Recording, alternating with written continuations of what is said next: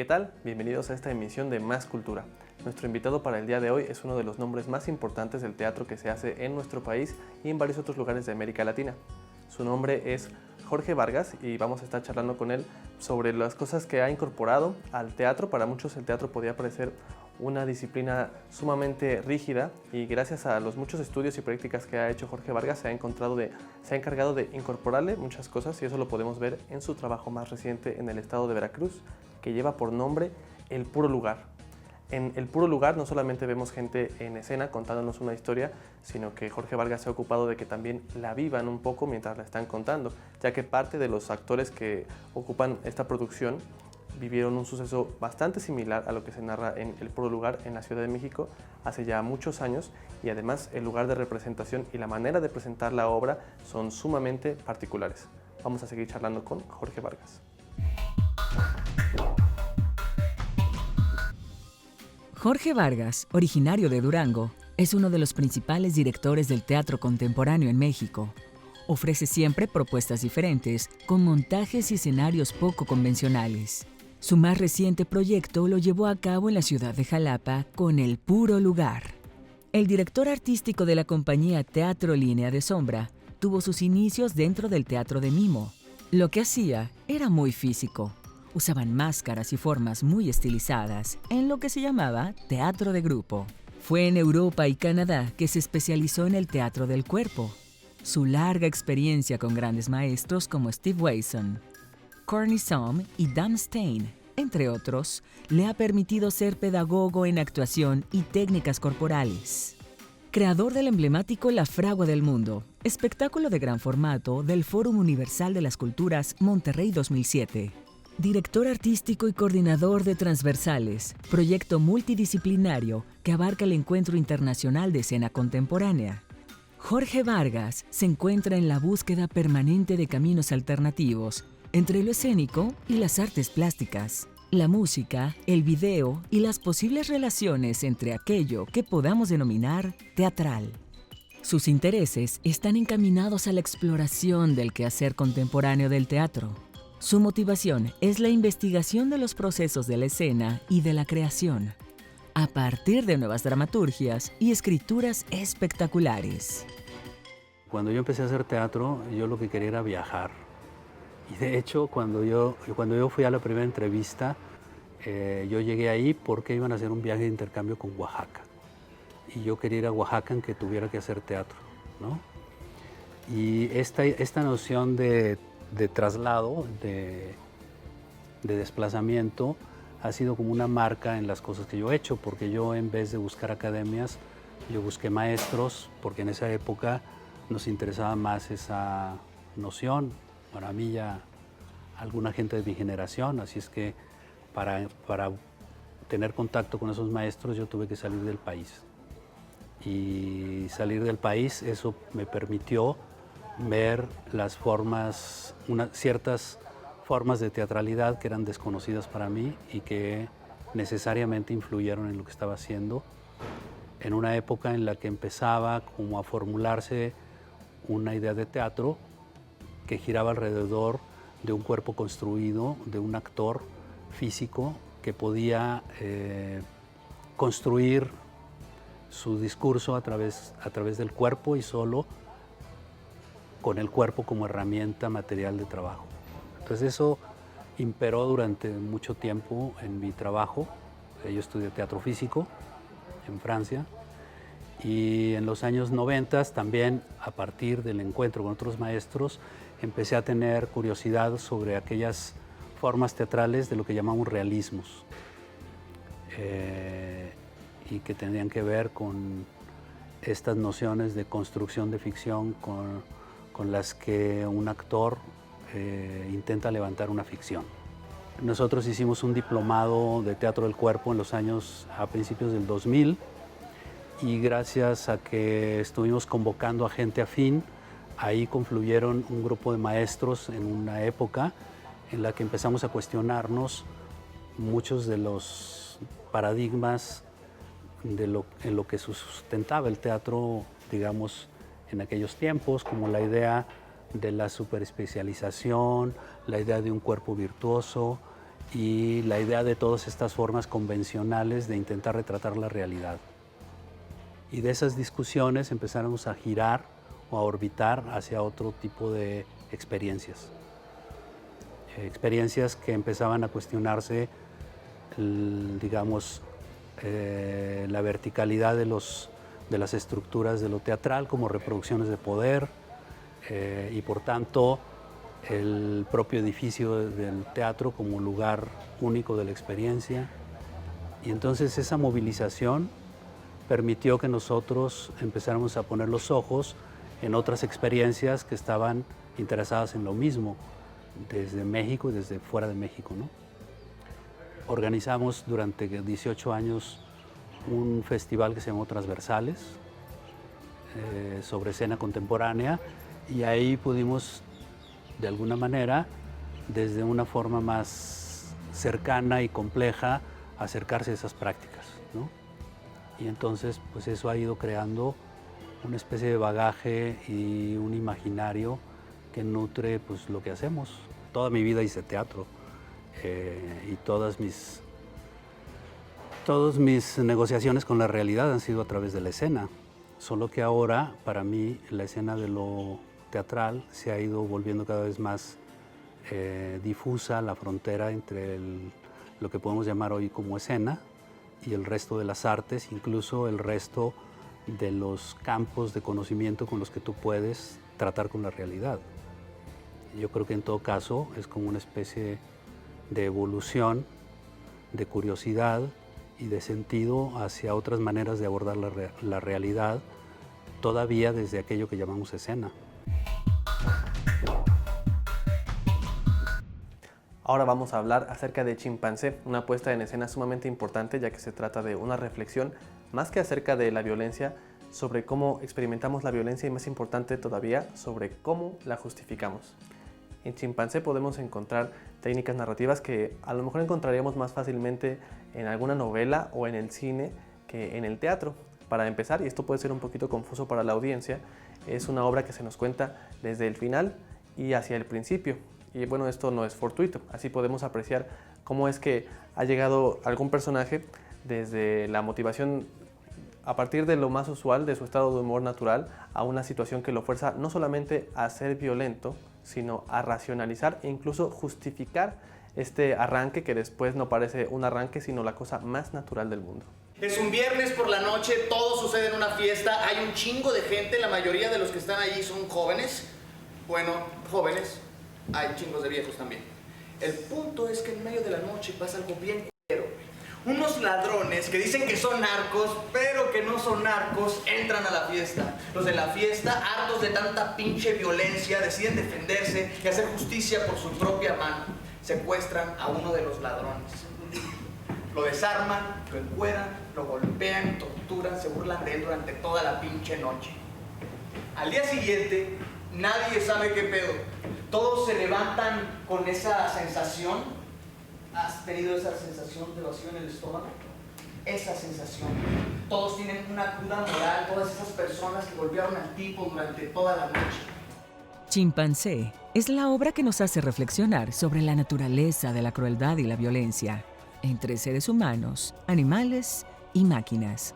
Una apuesta con una narrativa dramática poco convencional. Es una obra que tiene como punto de partida un hecho violento, que es un asalto en una fiesta, y es el pretexto que se toma para hacer un tratado sobre la violencia, justamente para hablar de muchos tipos de violencia. Entonces tenemos a la par como la línea del asalto, que es la que va marcando el tiempo de la obra, y tenemos escenas que se van intercalando en donde se hace una comparación de la violencia humana con la violencia de los chimpancés. Un par de ladrones que afirman ser narcos, pero que no lo son, irrumpen una fiesta de artistas. Uno de los delincuentes es atacado por los invitados. ¡Saquen carteras, celulares! ¡Adelante, puñeta!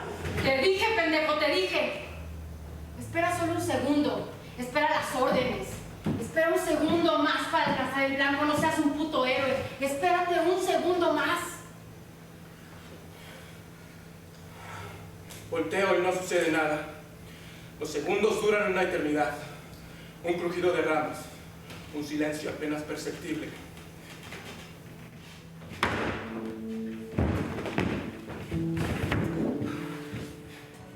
La historia transcurre a través de una serie de cuadros escénicos que transitan del lenguaje teatral al cinematográfico. La obra está contada en tiempo regresivo en distintos momentos, distintos aspectos de la fiesta, que de repente tiene estos rompimientos con el espacio y el tiempo, donde nos hablan de chimpancés para establecer una especie de analogía o comparación entre la violencia que surge en los seres humanos en estas últimas décadas, en estos últimos tiempos, y la violencia primitiva de los chimpancés. La línea discursiva que se sigue, que es la del asalto, va hacia atrás justamente, ¿no? Partimos de un día antes, en la mañana, y vamos haciendo como toda la regresión de lo que ocurrió en la fiesta. Nos obliga a desentrañar la naturaleza de la crueldad, hilando invisibles mecanismos de violencia. La obra surge cuando su dramaturgo, David Colorado, se interesó en observar y analizar cómo la violencia opera desde la racionalidad y cómo se amalgaman la violencia y la inteligencia en una dinámica que va más allá de nuestros instintos. Esta latente posibilidad del ser humano de destruir a otro ser humano y cómo la inteligencia mezclada con la violencia producen los efectos así como más devastadores, ¿no? más desastrosos. Y me había encontrado con algunos reportajes acerca de chimpancés, de estudios sobre la violencia sobre chimpancés, y fue un poco así como que a partir de esta preocupación de este proceso sistemático de la violencia que se me ocurrió empezar a hacer esta obra, ¿no? ¡Juras que es un gorila! ¡Pero no hay gorilas en Sierra Leona! ¿De pronto? ¡Un putazo! Tengo pelos negros en la cara. Todos gritan y hacen ruido. El puto signo quebró los vidrios del carro. El chimpancé no para de dar golpes. Se arrancan 3 dedos de una sola mordida. Escapas a toda velocidad. A lo lejos hay una reja muy grande. Según el autor, además del ser humano, la única especie que comete actos violentos premeditados, calculados, son los chimpancés. De ahí el origen de esta obra y el nombre. Los ataques que se dieron fueron una expresión de odio que sienten los chimpancés, de una comunidad por los de otra, un deseo de exterminio. Un chimpancé recoge sangre con su mano para beberla mientras arranca un pedazo de piel del muslo. El más viejo continúa golpeando el mayugado cuerpo de Goliat. Tenía la cara hundida en el barro cuando el macho alfa se acerca con una roca entre sus manos y le estampa sobre su cráneo, destruyendo toda la masa encefálica. La noche fue horrible. Aniquilaron una comunidad entera de chimpancés y además mataron y aniquilaron a chimpancecitos bebés. Ofrece una propuesta en la que se potencia la palabra y la actuación. Es moderna y ágil, oscilando entre el sentido del humor negro y lo trágico, como su desenlace. Todo empezó como a las 2 de la madrugada. El secretario estaba discutiendo con su mujer cuando llegaron unos güeyes encapuchados gritando que eran narcos. Traían pistolas y nos quitaron las carteras y los celulares. Amenazaron con matarnos y con secuestrar a nuestras familias. Todo el mundo estaba entregando sus cosas, pero alguien que estaba en la fiesta dijo que no. No más. Un güey agarró sorprendido al ladrón cuando estaba desprevenido y el puñetas disparó al aire. En eso llegaron más personas, lo agarraron a putazos en el piso. En el forcejeo se le zafó la pistola y el puñetas se echó a correr, pero no se dio cuenta que venían muchas más personas tras él.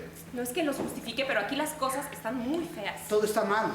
El tipo intentó escapar en una motoneta. 30 personas corrimos tras él. Se pasó un rojo, se derrapó su motoneta porque estaba lloviendo, se estampó contra un automóvil y ya que estaba tirado en el piso, lo agarramos a patadas entre todos. Después de que el güey cayó semidesvanecido al pavimento, todos los vecinos de la cuadra fueron a tundirlo con pies y manos. Era una paliza bárbara, pero al final de cuentas se lo merecía, ¿no? Lo merecía.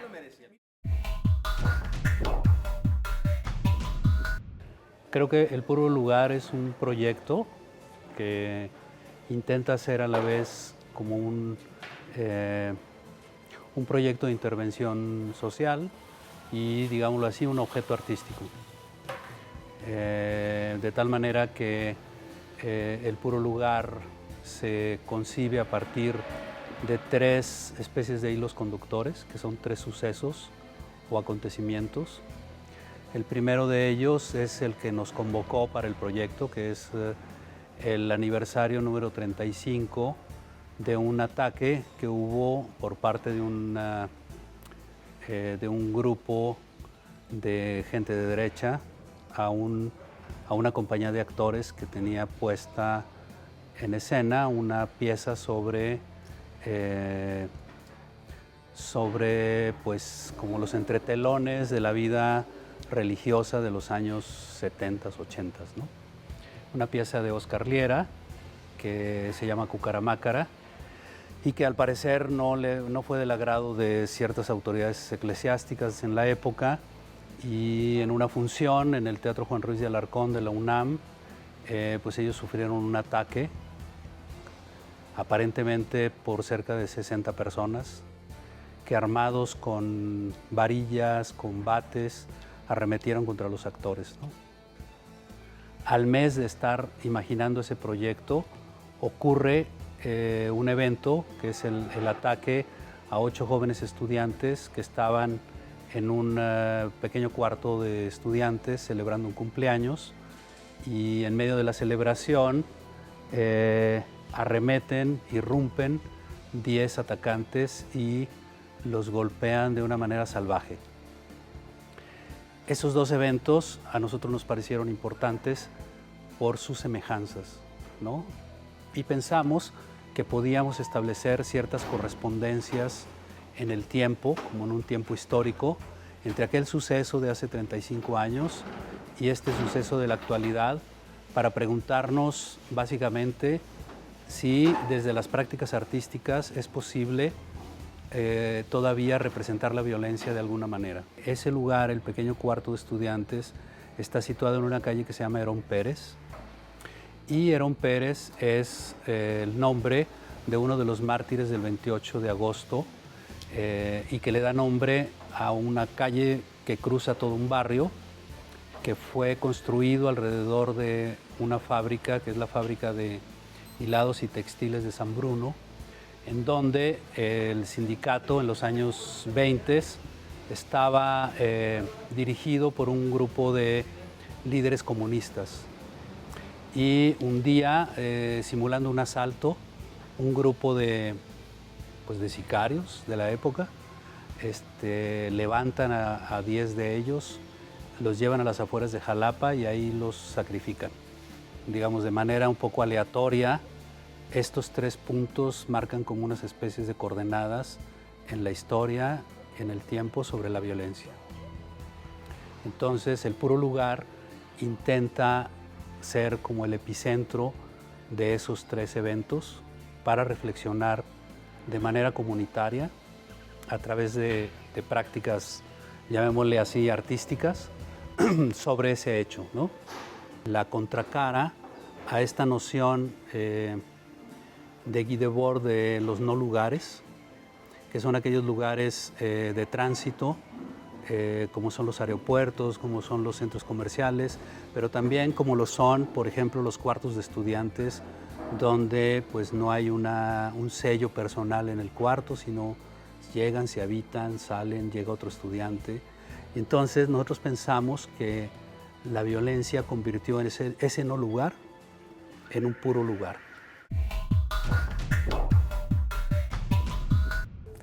Como ustedes saben, en nuestro país hay una gran cantidad de proyectos escénicos, todos ellos muy importantes, y desde hace más de 40 años la Compañía Nacional de Teatro de nuestro país se ha ocupado de innovar y de invitar a la gente a incluirla no solamente como público, sino a interesarse en el teatro también como oficio y profesión. Les ha ido bastante bien y aún así hay muchísimo que hacer. En nuestro país, más o menos el 30% de la población vive y muere sin haber presenciado una sola puesta en escena. Es por eso que más recientemente la compañía inició proyectos como el Laboratorio de Actores, no solamente para interesar a la gente en este oficio tan maravilloso y versátil que es el de ser un actor, sino también para ir formando un público que esté sumamente interesado en el repertorio cada vez más grande de la Compañía Nacional de Teatro, pero también de todas las compañías que hay en nuestro país. La Compañía Nacional de Teatro es una agrupación de artistas trabajadores, promotores y espectadores de las artes escénicas, fundada en 1977 en la Ciudad de México, para ser primordialmente el medio propicio para la creación y difusión de un repertorio teatral estable, dinámico y plural. En 2008, de la mano del director artístico Luis Tavira, se transforma configurándose como un marco adecuado y eficaz para el desarrollo del sistema teatral. La reestructuración dio como resultado no solo nuevos actores, sino también un nuevo repertorio con una mezcla de obras clásicas mexicanas e internacionales y obras contemporáneas. Tiene como objetivo la construcción de un repertorio propio, con la finalidad artística que refleje todo aquello que en artes histriónicas representa a nuestro país. La Compañía Nacional de Teatro Mexicano busca un discurso teatral, capaz de fomentar la formación del espectador y la alternancia estilística y de géneros. Cada ciclo está compuesto por rubros que son Patrimonio Universal del Teatro, Nuevas Teatralidades, Teatro Mexicano y Laboratorio Actoral. Su gran éxito se debe a sus puestas en escena innovadoras y de calidad histriónica y de producción. Así que vale la pena conocer esta propuesta de identidad nacional. Yo tengo 40 años haciendo teatro y quizás sea como el tiempo necesario, 40 años, para darse cuenta en mi caso de cómo todas las cosas vuelven al mismo punto, como una espiral, ¿no? Donde retornas, pero siempre estás en otro lugar. Pero en aquella época las herramientas eran otras. Existía la idea de que para que fuera teatro tenía que haber una construcción dramatúrgica basada en una elaboración ficticia sobre la realidad, por muy documental que fuera, ¿no? Había un personaje, un actor se cambiaba de nombre, digamos, para hacer ese otro, etc. Y lo que estamos haciendo ahora es que es un poco lo mismo, solo que el arte contemporáneo ha permitido que las herramientas suficientes como para que tú no tengas necesidad de acudir a todas esas construcciones convencionales con las que el teatro ha querido tratar con la realidad. Es decir, si tú ves, gran parte del arte contemporáneo, sobre todo de las artes visuales, ha estado retornando a lo real, ¿sí? Pero con las herramientas del arte contemporáneo, ¿no? En donde lo que llaman la escena expandida, es decir, una escena que ha trascendido las fronteras de lo estrictamente escénico, incluso de lo estrictamente artístico, se ha cruzado y se ha mezclado o ha permitido espacios o territorios de encuentro con otras disciplinas y con otros saberes. Difícilmente en la actualidad, y eso es una posición personal, podemos encontrar en las construcciones ficticias experiencia más cercana y directa y que nos permita producir experiencias que van desde lo afectivo hasta los saberes y los conocimientos, que la propia realidad. Es decir, toda elaboración ficticia sobre la realidad de alguna manera distancia, coloca intermediarios entre el presente y el receptor, ¿no? O sea, ninguna ficción, ninguna construcción ficticia podría competir con 8 cabezas que ruedan sobre una pista de una discoteca, que ese fue el inicio del horror, hace como 10 años, ¿no? En Michoacán. A partir de ahí, como que se inaugura un otro imaginario frente al cual pues palidece Macbeth y palidece cualquier tipo de construcción que intente reproducir eso y que tenga que poner maquillaje y pintura en vez de sangre o lo que sea, ¿no? Es decir, no hay manera de competir con la violencia inmediata. Entonces, si uno no puede competir, entonces, ¿qué sí puede hacer con tus herramientas artísticas? Esa es como la pregunta que abriría como todos los procesos que nosotros intentamos, ¿no?